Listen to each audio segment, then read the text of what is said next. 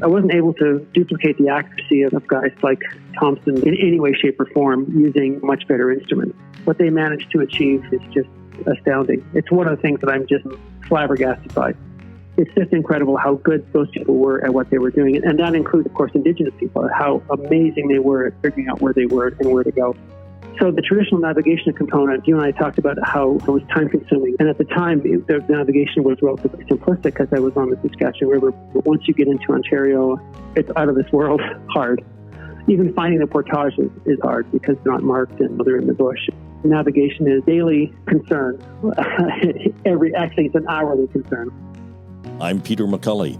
Bert terHart has set out to paddle a canoe and portage across Canada, paying homage to the routes that the early explorers and the First Nations used. He left in April. When Today in BC continues, we catch up with Bert to see where he is and how the trip has been going to date.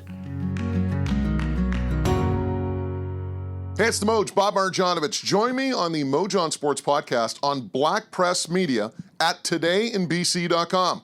Listen into conversations with well-known athletes and celebrities as we look behind the scenes at these successful people. Listen in to the Moj on Sports podcast on todayinbc.com. You'll also find the Moj on Sports podcast on iTunes, Spotify, Amazon, iHeart, YouTube, and Google Podcasts, as well as mojonsports.com. We're chatting with Bert terHart about his solo canoe trip that will take him through 7 of 10 of Canada's provinces. Thanks for joining us today, Bert. Peter, it's my pleasure to be with you. I've been looking forward to this conversation for a while. Where are you on your route, and how long has it taken you to get there? Canoe is actually in a marina within sight of the Parliament building. So it's on the Quebec side of the Ottawa River in Hull. It was a place that I could leave it and get locked up. And I'm actually talking to you from Canada. Some very kind souls have been extremely helpful during the trip, and I've been well looked after while I've been here in Ottawa. So there's some logistics that are following me along and I have to deal with, so maps and resupply and those sorts of things. So these people have kindly taken me under their wing. So I'm talking to you from the canoe is in Hull, literally less than a stone's throw away from the Parliament building. Excellent. That's a good view. How many miles have you, or kilometers have you traveled so far? It's interesting. We've been keeping track of how far I've been going, but everyone, just sort of measures in a straight line. So they would go to Google Maps and say, okay, well, how far is it, say, from Vancouver to where I am now? In a straight line, it's just under 3,700 kilometers. But I've traveled about 1,800 kilometers north and south because the rivers, of course, never go in a straight line. So I started at 49 north on the border, basically, and I went as far north as 54 and came back down to 49. That in itself is 14 or so, 1,500 kilometers. I actually started in Vancouver, paddled to Haida Gwaii, and then paddled back down and said, okay, now I'm going to start. All told, it's close to 6,000 kilometers now. Wow, that's a lot. Have you figured out how many of those miles or kilometers have you portaged versus paddling? Yes, sadly, it's also a very large number. So I've pulled the canoe behind me close to just about 750 kilometers. So that's pulling a loaded canoe down the highway, wearing a tracking harness with the canoe and a cart is 750 kilometers. I had an understanding that I would be pulling the canoe, but if someone had told me it would be 750 kilometers, I might have had second thoughts about the entire enterprise. It's a very long time towing the canoe. Just a normal carry with the canoe over your head, our typical image of someone portaging a canoe. That has been, I'd say, in the order of 40 to 45 kilometers, all told so far. Still a lot. Still a lot, because you have to remember that every portage I have to do a number of times. So if the portage itself is, say, 500 meters, I have to do that 500-meter stretch 7 times. There's 3 packs, so, it's there and back with 1 pack, there and back with another, and there and back with the third. And the last trip is with the canoe. So when I say it's 45 kilometers total portaging, you can multiply that number by something like 7. Still a very long distance. When we chatted a few months ago, you mentioned that you needed to travel pretty light so you could easily portage the canoe. How has that worked out so far? Is there anything that you wish you had brought along that you thought you might not have room for? No, actually, in hindsight, I probably brought too much. So there's clothes that I have, in fact, only worn a few times. So I could have actually done with less clothes, which is astounding, considering I've worn pretty much the same thing. I paddle pretty much into the same clothes, but I have winter clothes and things like that. So there's clothes I could have left at home. what I've been doing pretty much since we talked last is sending stuff back home when I can, just to make everything easier. So every ounce counts. And when I was paddling the big lakes of Manitoba and the long stretches on the bigger rivers, then it pays. Your body thanks you every waking moment for every ounce that you've taken out of the canoe. There's nothing I wish I would have brought, but there's things that I definitely could have done without. Have there been any surprises along the way? I'm supposing you've probably been up close with nature more than a few times. Well, I suppose the biggest surprise to date has been a bear that tried to get in the tent with me in it. If a bear trying to get into your tent can't wake you up and can't get you going first thing in the morning, then I'm not sure exactly can. That's probably been the biggest surprise. And the other one, I think, in a more general context, is how severe the weather has been. And I've been on the edge of two supercells, one up at Cedar Lake, which is Manitoba, south of the Paw, another one in Kenora, and then on the edge of a tornado in Nestor Falls, which is in Ontario. So I've been chased by thunderstorms almost continuously all the way across, certainly half of Saskatchewan, and then all of Manitoba, and then Ontario to date. So the weather has been extreme. It's been 9 out of 10 days I've been rained on. So that's a bit of a surprise. I wasn't expecting, that much moisture. But the surprises, other than the bear, have all been good. And certainly in terms of wildlife, I've been fortunate enough to see all kinds of things. Some very rare things as well. There was a cougar on the bank one day. That was a pleasant surprise because I was in the boat and he was on the bank. That was good. So I noticed on your website when I checked in to see where you were that you've been getting folks that you meet along the way to sign the canoe. So how many signatures do you think you have so far? Oh, I probably have close to 300 or 350 signatures on the canoe. It's got to the point where some of them have worn off. He was going through the brush or banging against rocks or whatever the case might be. So some of them have worn off. But yeah, it's been one of the real pleasures of the trip, actually, is that people are very excited to sign the canoe. So it's a wonderful way to share what I'm doing and for them to get excited about, what their own adventure might be. There's a lot of signatures on the canoe. It's been just a treat to see people's face light up, or if they ask if they can sign it or ask them to sign it. It's been one of my real pleasures, actually. Sounds like you've met some interesting folks. Oh, the people that you meet make all the hardships melt away. Some of my worst days, I've met some of the best people. So it's just been absolutely extraordinary. It's an amazing country, and there's some beautiful people that live here, especially in those faraway places, the out-of-the-way places. I've been incredibly fortunate to meet some amazing people whose own stories are every bit as inspirational and motivational as anything that I think I could ever do.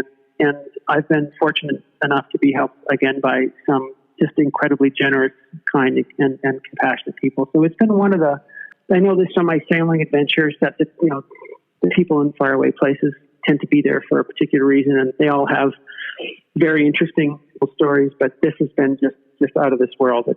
There's hardly words, I think, for me to express how grateful I've been for the help I've received and how amazing, inspirational, and motivational it is for me to find out about what I'm doing. They just can't do enough for me. And they are genuinely and sincerely interested in me succeeding. I just can't find it in my heart to disappoint all the people that I've met along the way. So it's one of the things that keeps me going when the moments get dark. And there's certainly a few of those on a trip this long.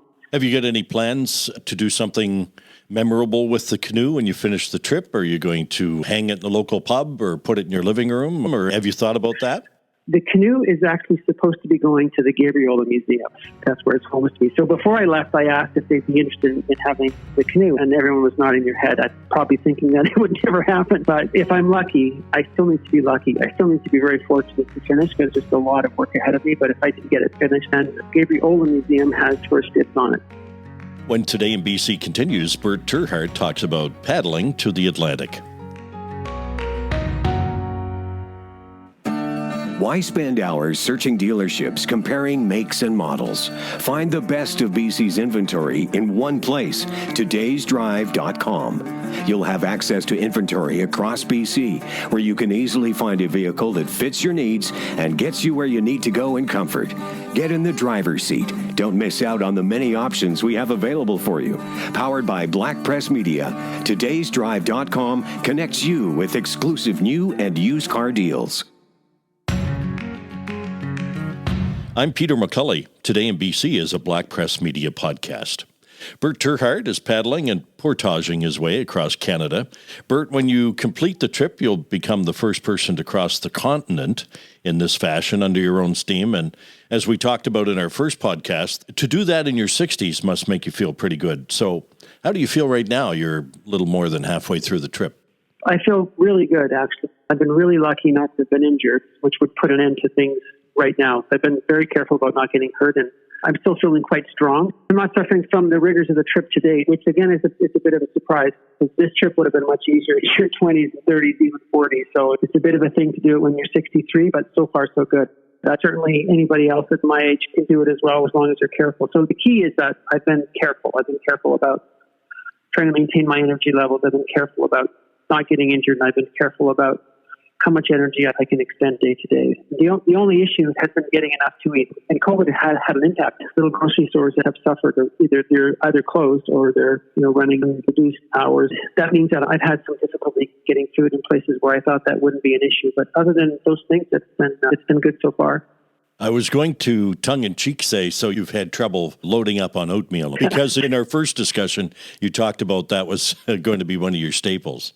Oatmeal is something that I have every single day if I don't actually eat a really dense breakfast. So that's oatmeal and dried nuts and brown sugar. I'll just literally will run out of gas sometime later mid-afternoon. How is the canoe performing? You haven't sprung a leak anywhere in a river rapids, have you? No, I haven't. The canoe has certainly taken a beating. I've not been kind to the canoe. I was heaping abuse on the canoe, so it's full of scratches.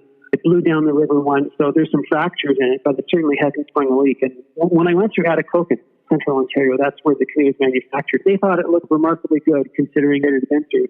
I thought I was going to get a bit of a lecture on treating one of their beautiful creations so badly, but the canoe has stood up remarkably well. It was one of the things that I was actually very careful about. I tried to make a smart choice about the canoe, and I was lucky enough to get a canoe that would stand up to the test.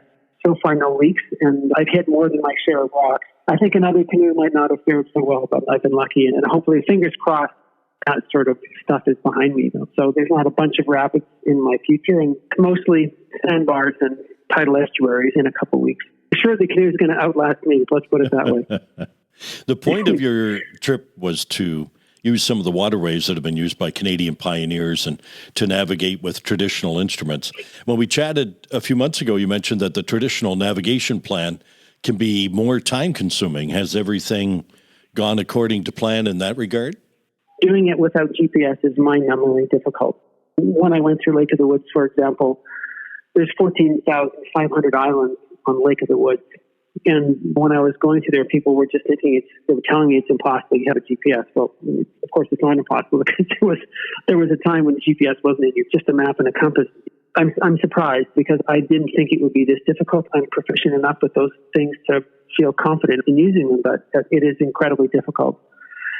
And I can't imagine First Nations people doing it, or early Europeans that came to this country without a map, and sometimes without a compass. So the knowledge that's been lost in terms of how to get from A to B and what's around this corner or that river bend, it is that difficult because there's so many choices. And there isn't an hour that I paddle that I don't have to make a choice about which way I'm going. So it's incredibly difficult. I wasn't able to duplicate the accuracy of guys like Thompson, geographers and cartographers in any way, shape, or form using much better instruments. So I'm talking about my sextant and what they managed to achieve. It's just incredible how good those people were at what they were doing. And that includes, of course, Indigenous people, how amazing they were at figuring out where they were and where to go. So the traditional navigation component, I think you and I talked about how it was time-consuming. And at the time, the navigation was relatively simplistic because I was on the Saskatchewan River. But once you get into Ontario, it's out of this world hard. Even finding the portage is hard because they're not marked and they're in the bush. Navigation is daily concern. Actually, it's an hourly concern. Let's put it that way. Bert, you were planning to reach the Atlantic just north of a place my wife and I used to live. It's now called Miramichi City, but in those days it was Newcastle Chatham. You're hoping to be there in mid-November. Are you on schedule? I was following you on the map. I thought you might be a little ahead of schedule. Yeah, I'm ahead of schedule. So I probably have 40 days left. But my original goal was to get back before my dad's birthday, which is October 13th. It would be great not to be in the Atlantic on November 15th. Yes, that would be. Yeah, Peter, that's. I won't say that's an understatement, but I think that's. Yeah, I think that would be wise. I think that would be very wise. So the last place I want to be is in a canoe in the Atlantic Ocean on November 15th. So. I don't blame you, believe me. How can folks follow the trip across the country as you're finishing up?